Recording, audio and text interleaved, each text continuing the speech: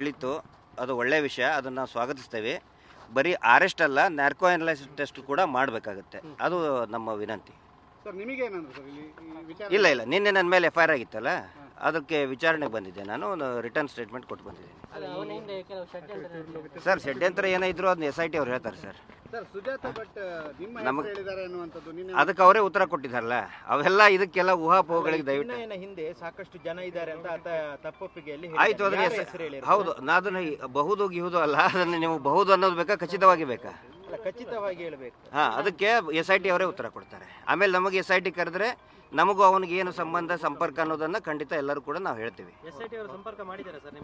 ಮಾಡಿಲ್ಲ, ಅವರು ನಮಗೆ ಸಂಪರ್ಕ ಮಾಡಿದ್ರೆ ಹೋಗಿ ಉತ್ತರ ಕೊಡ್ತೀವಿ. ಆನಂತರ ಇದು ಒಳ್ಳೆ ಬೆಳವಣಿಗೆ, ಏನು ಅರೆಸ್ಟ್ ಆಗಿದೆ ಅಲ್ಲ, ಅದು it is a very good development. ಮತ್ತೆ ನಾರ್ಕೋ ಅನಾಲಿಸಿಸ್ ಟೆಸ್ಟ್ ಕೂಡ ಆಗಬೇಕು ಅಂತ ನಾನು ಆಗ್ರಹಿಸ್ತೇನೆ. ಹೇಳಿರೋದೆಲ್ಲ ಸರಿ ಅಂತ ಅನಿಸುತ್ತೆ.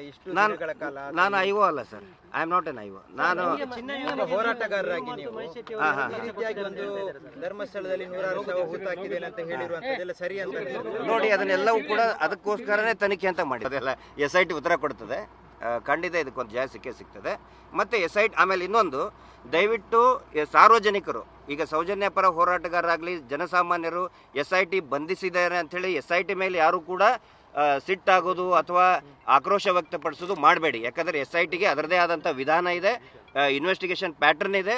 SITಗೆ ಪೂರ್ತಿಯಾಗಿ ಕೆಲಸ ಮಾಡೋಕ್ಕೆ ಬಿಡಬೇಕು. ಸಾರ್ವಜನಿಕರು ಆಯಿತು, ಸರ್ಕಾರನೂ ಆಯಿತು. ದಯವಿಟ್ಟು SIT ಮೇಲೆ ಯಾವುದೇ ರೀತಿಯಾದಂಥ ಬ್ಲೇಮ್ ಮಾಡಕ್ಕೆ ಹೋಗಬೇಡಿ. ಆಯ್ತು, ನೀವೇನಾರು ಅನ್ಕೊಳ್ಳಿ ಅದನ್ನ. ಅಲ್ಲ, ಅದು ಬುರುಡೆ ಪ್ರಕರಣ, ಅದು SIT ಹೇಳ್ತಾರೆ.